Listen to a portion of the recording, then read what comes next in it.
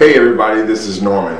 I thought today, being Valentine's Day, that I'd share this story about my wife. Me and my wife have been married for 14 and a half years, going on 15 in August. I want to tell you guys a story that you may not know already.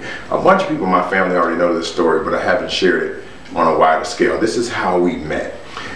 We met in 1994 in college at Northern Illinois University. And we both were in the gospel choir at the school. And so the school went on a trip to sing at Wheaton College, and that's when I met my wife. Actually, the first time I heard her voice, we were on the bus, and they were trying to get her to say "Fish Witch." You know, there used to be a restaurant in Chicago called Doc's, and they had a sandwich called the Fish Witch sandwich, and she kept saying "Fish Wish." Fish Wish, and she couldn't say it. And I was like, what is the matter with this girl? Why she can't say this word? So that was the beginning. But then what happened is we sang, and then after we sang, because even me and my wife were really serious about the Lord then and now.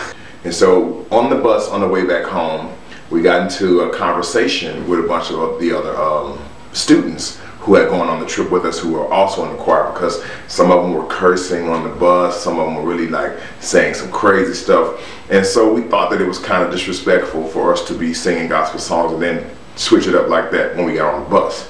So anyway, it was me and then my wife, who was just a girl on the bus at that time, and some other people. Now get this, picture this. I'm sitting on the bus like this, and she's right in front of me, and I'm sitting against the window, and she's sitting against the window in the seat in front of me. And so the conversation went on and on and on and on. And so we were saying that we think it's kind of disrespectful, shouldn't be doing all this cursing and stuff like that, blah, blah, blah. And so the then vice president of the choir was like, this is not a church, this is a choir. And so they started they were badgering us, but because my wife was probably more vocal than some of the other ones, they were directing all of their comments to her. And so she got very upset. And this is where a lot of people in my family know the story. And she does this. Now you got to get a picture of it. She's in the seat in front of me now on the bus against the window. I'm against the window right behind her, and she does this. Don't play with God! And she collapses against the window, right? With her hands still up, she collapses against the window. So me, being the gentleman that I am, I reach up and I grab her hand in the window as a show of support for her, to show that I'm with her, she's not by herself, blah, blah, blah. And that's kind of like where it all began, because right after that, when we got off the bus back at Northern, she invited me to come and eat pizza with her and her friends and her donut. I didn't know this girl, I didn't know, and I was fresh in college, I didn't really trust people. So I lied and told her that I had an 8 o'clock class the next day, and we exchanged telephone numbers. And so after that, I called her, we talked back and forth, and that's really the short version of how me and my wife met. Now I want to sing for my wife the song that I sang at our wedding. It's called Ready or Not. I'll give you the sun, the rain, the moon, the stars and the mountains. I'll give you the world and all that you reach for, and even more.